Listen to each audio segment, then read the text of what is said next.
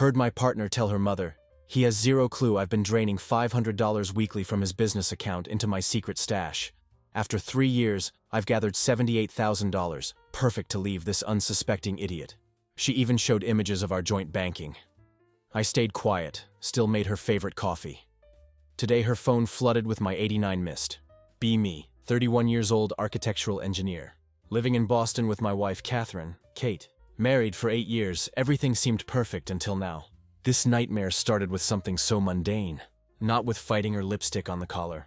Just a stupid Windows update that crashed Kate's MacBook's bootcamp partition. Saturday morning, 7:45 a.m. Kate asks me to fix her laptop before going for her morning run. I'm alone in our home office. Not the type to snoop through her stuff. 8 years of marriage built on trust. Or so I thought. Her Outlook pings with new email while running diagnostics. Subject line catches my eye. Final divorce strategy. Account documentation attached. My stomach drops like an elevator with snapped cables. Should have closed it. Should have pretended I never saw it. Mouse hovers over notification. Click it before I can stop myself. Email from Patricia Weiss Esquire. Timestamp 7:44 a.m. Literally 1 minute before Kate handed me her laptop. Conveniently went for a run right after. Messages short but devastating. Kate, I've received the account statements you forwarded. The accumulation of $156,000 over 6 years without your husband's knowledge establishes a strong starting position. I've reviewed the weekly transfer records, and everything appears properly documented. We'll discuss further at our Monday appointment. Below was Kate's original email, the one that's now burned into my brain forever. Patricia, as discussed, I've been transferring $500 each week from the joint account funded by his inheritance into my hidden savings at First Republic. He has no idea. After 6 years, I've accumulated $156,000, enough to start a new life without that pathetic loser. I've attached statements showing the systematic transfers and current balance. I plan to leave May 15th while he's at his friend Marcus's for their stupid monthly poker night. I'll take only what's mine plus this account. You said this approach keeps everything clean and legal since we've commingled assets, right? Attached were PDFs, our bank statements, statements from an account I'd never seen before. My grandfather died 6 years ago. Left me $650,000. Everything he had. Kate and I had been married for 2 years then. I loved her, trusted her completely. When she suggested putting it in a joint account, because we're partners in everything, I agreed without hesitation. She's been siphoning it off since day one.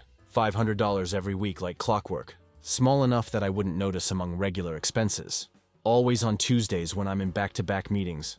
The perfect crime happening right under my nose. For 6 whole years, sitting there staring at the screen. Feels like someone hollowed out my chest with a rusty spoon. Hands shaking so bad can barely scroll through statement PDFs. May 15th. That's in 3 weeks. She's been planning this for God knows how long, and I've been bringing her coffee in bed every morning like a complete fool. I'm not usually confrontational. Never have been. But something inside me shifted. Shock turned into cold, calculating anger. Never felt anything like this before. Take screenshots of everything, email them to myself, carefully close the email, mark it as unread, continue fixing her laptop like nothing happened. Kate comes back all sweaty and cheerful from her run, smiles at me. I tell her I fixed the issue. She thanks me with a kiss on the cheek, same lips that called me a pathetic loser in that email. Now offering to make me breakfast. Want some avocado toast? She asks. Sure, I say, somehow keeping my voice steady. Sounds great. Next 48 hours are the hardest of my life. Moving through our house like a ghost, pretending everything is normal, while my mind keeps racing through what she's done. $500 times 52 weeks, times 6 years equals $156,000 stolen. Planning to leave in 3 weeks. Consulting with divorce lawyer for who knows how long. Calling me pathetic loser to said lawyer. Using my inheritance. Money my grandfather worked his whole life for. Bring her coffee Sunday morning like always. Watch Netflix with her Sunday night. Go to work Monday like everything's fine. All while feeling like I'm going to vomit or scream or both. 11:42 p.m. Monday night. Make sure she's asleep. Call Marcus from the garage. He's been my best friend since college. Only person I trust right now. Dude, she's been stealing from you for 6 years. Marcus is as shocked as I am. That's some next level betrayal. What are you going to do? I don't know yet, but I'm not confronting her until I have a plan. Marcus agrees. Document everything. Talk to a lawyer before she knows you know. And whatever you do, don't let her realize you've seen that email. After we hang up, sit in my car in the garage for almost an hour, just staring at the wall. The engine of my life had thrown a rod, still trying to process the damage. This morning did something never done before. Go through Kate's purse while she's in shower. Find First Republic bank card never seen before. Take photos of both sides. Check her phone. She's always used my fingerprint to unlock it. In case of emergencies. Never change that. Even as she was planning to leave me. Find the banking app. Take screenshots of everything. Carefully put it all back exactly as found. Balance matches email exactly. $156,000 and change. My money. My grandfather's money. The man who raised me after my parents' accident. Who worked 60-hour weeks at the factory until he was 72. Who never bought himself anything nice, so he could leave something for me. And she's been stealing it. Week by week. For 6 years. Writing this from my office at work. Can't focus on anything today. Keep checking my phone. Making sure screenshots are still there. Like they might magically disappear. Plan is forming in my head. Not going to confront her yet. She thinks she has 3 more weeks. Before she springs this on me. Which means I have 3 weeks to prepare my response. Marcus texted me his divorce attorney's name. Have appointment tomorrow at lunch. Kate texted around 2 p.m. Asking if I wanted chicken or fish for dinner. Like she's not planning to burn our life to the ground. Text back, chicken sounds great. Because what else could I say? Been running the numbers. If she's taken $156,000 over 6 years, that leaves slightly over $490,000 of my inheritance. That she hasn't managed to steal yet. Plus whatever we've managed to save together. Need to protect what's left before she cleans out everything. Just got home. Kate's cooking dinner like nothing's wrong. Kitchen filled with smell of garlic and herbs. She's humming along to some Spotify playlist. 6 years of lies and theft. And she's just humming. Sitting at kitchen island. Typing this on my phone. While she moves around the kitchen. Every few minutes, she glances at me. Little furrow between her eyebrows. I realize I've been quieter than normal. Too deep in my own thoughts. Is everything okay, babe? She just asked. Head tilted to one side. You seem different. Smiled and told her just tired from work. But I can tell she's suspicious. The same woman who's been stealing from me for 6 years. Can somehow still tell when something's off with my mood. Don't know how I'm going to make it. Through the next 3 weeks. Without completely losing it. But I'm gonna try. Because when I finally respond to what she's done, I want it to be perfect. The chicken sizzles in the pan. Kate hums. And I sit here planning. 2 weeks have passed since discovery. Still living in weird Twilight Zone. Making small talk over dinner. While secretly documenting everything. Watching Netflix beside her. While my brain catalogs 6 years of unexplained absences. And suspicious behavior. It's like living with a stranger. Wearing my wife's face. Day after discovery. Met Marcus for lunch. At this dive bar downtown. Where Kate would never show up. Place has sticky floors. Smells like old beer. But burgers are amazing. And more importantly, it's safe to talk there. Show Marcus all screenshots. His face goes through whole journey. From disbelief to anger, to cold calculation never seen on him before. Bro, I always thought Kate was a bit extra, but this is some next level snake behavior, he says. Through mouthful of fries. You need to go full scorched earth. Spend 2 hours mapping out what Marcus calls Operation Frost because apparently, I'm going to freeze her plans. Or something. He's been watching too many spy movies. Step 1. Protect remaining inheritance money. About $490,000. Step 2. Gather more evidence. Step 3. Find my own place. Step 4. Line up good lawyer. Step 5. Execute plan before her May 15th deadline. Simple on paper.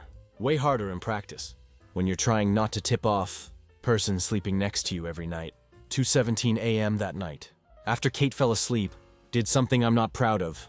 Used her fingerprint to unlock her phone while passed out. Guilt lasted about 4 seconds. Before I remembered she's been stealing from me for 6 years. What I found made the email look tame. Hundreds of texts with her friend Lisa. Discussing her exit strategy. They've been planning this for over a year. Kate referred to our marriage as her prison sentence. And me as her ball and chain. Nice, right? But that wasn't even the worst part. Found emails. So many emails. Kate hasn't just been hiding money. She's been hiding an entire life.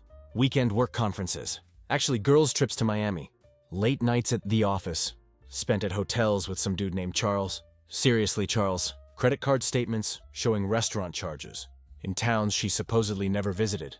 My entire marriage has been a carefully constructed lie. Barely slept that night. 6:45 a.m. dragged myself out of bed. Made Kate coffee like nothing was wrong. Watched her sip it while scrolling through Instagram. Occasionally showing me random reels. Like we were still a normal couple. When she left for her spin class. Called the bank. Turns out you can't just remove someone. from a joint account without their signature. Lady on phone sounded genuinely sympathetic. But rules are rules. I'd need Kate's consent to separate our finances. Plan B it is. Opened new account at completely different bank. Calculated exactly how much of my remaining inheritance, still in our joint account, $487,250. That afternoon, while Kate was getting her nails done, or so she claimed, transferred $480,000 to my new account. Left just enough in joint account, so she wouldn't immediately notice anything off. When she checked it, felt like diffusing balm under water while wearing oven mitts. Every notification ding from my phone made me flinch, expecting Kate to call screaming about transfer. But nothing happened. Step 1 complete. Next few days became bizarre dance. Of normalcy and secret planning, on Tuesday met with divorce attorney. Not the one Marcus recommended, but woman named Nancy that I found through online reviews. She's this no-nonsense lady in her 50s. Called Kate's actions textbook financial infidelity. Asked if I wanted to go for the jugular, or just get out clean. I chose jugular. By Friday, found an apartment. Nothing fancy, just 1 bedroom in decent part of town. Month-to-month lease. Paid security deposit in cash.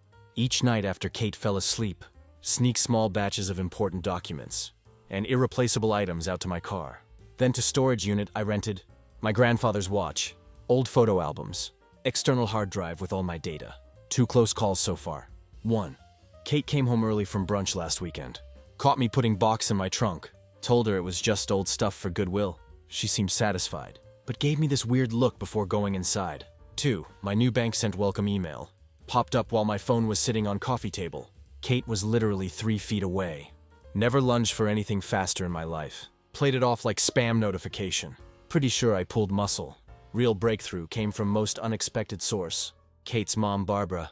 Barbara stopped by unannounced last Sunday to drop off some planter boxes she'd found on sale. Kate was in shower, so Barbara and I made awkward small talk in kitchen, while I pretended her daughter wasn't planning to rob me blind.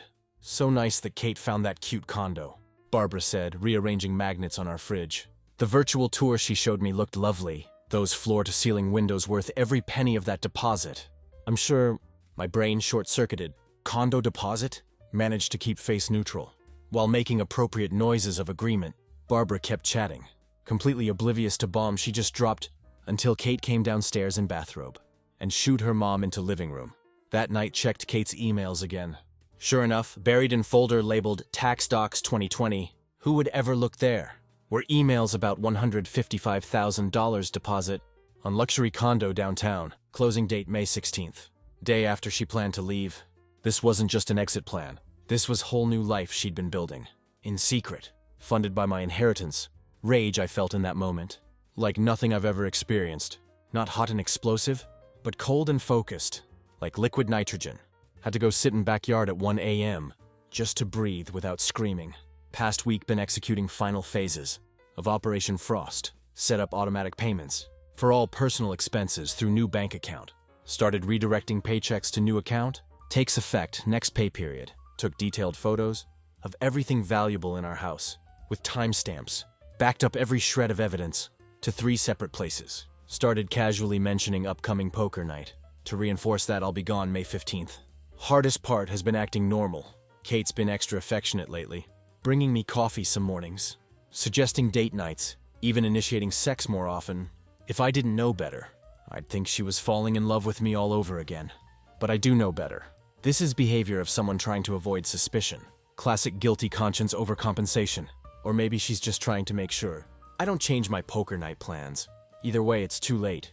Yesterday at 3:19 p.m., final piece fell into place. My lawyer called to confirm.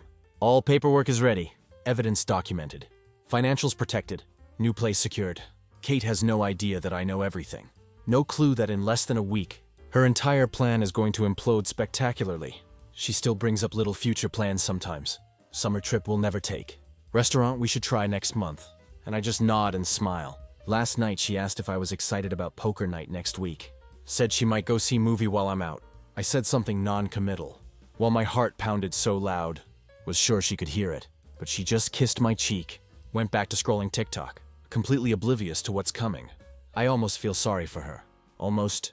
This morning woke up at 4:30 a.m. Couldn't sleep. Weight of what's about to happen kept pressing on my chest until I had to get up.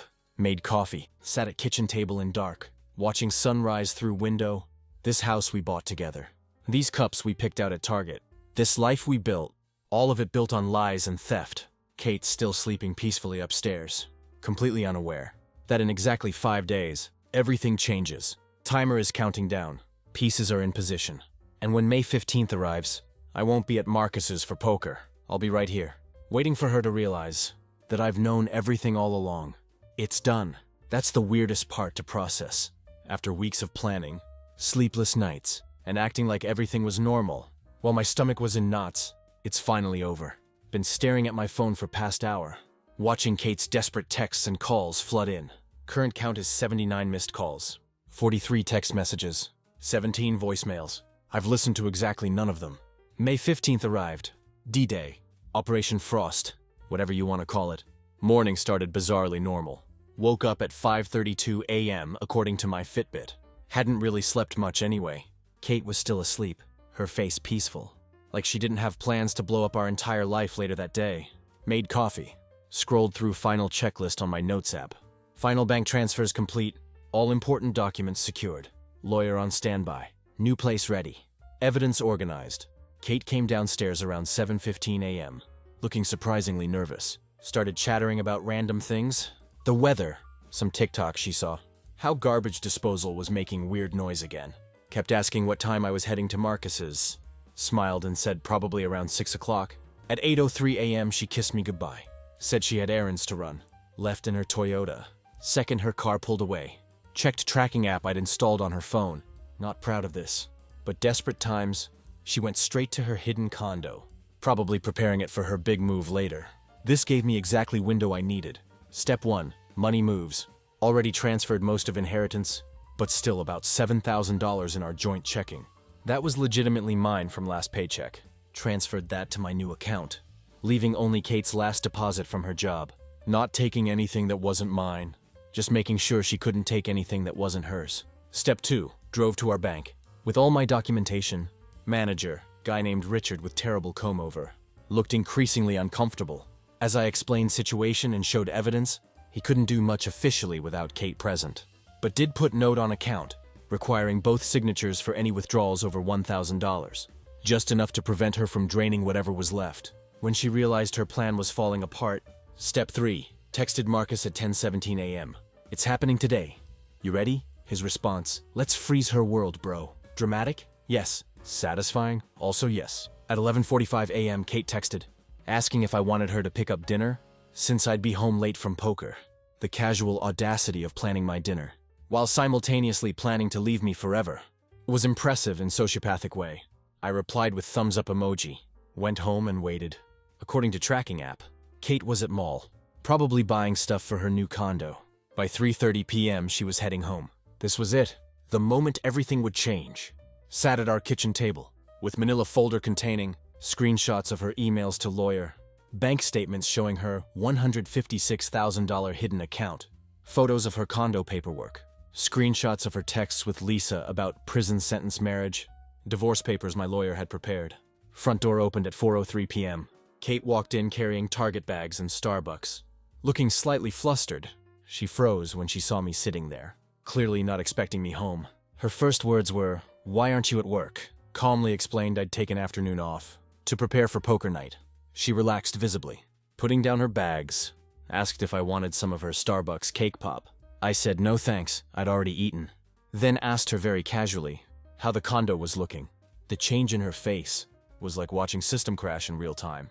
First confusion, then panic, then this weird attempt at recovery, where she tried to laugh it off, asking what condo I was talking about. Slid folder across table. What followed was most surreal 37 minutes of my life.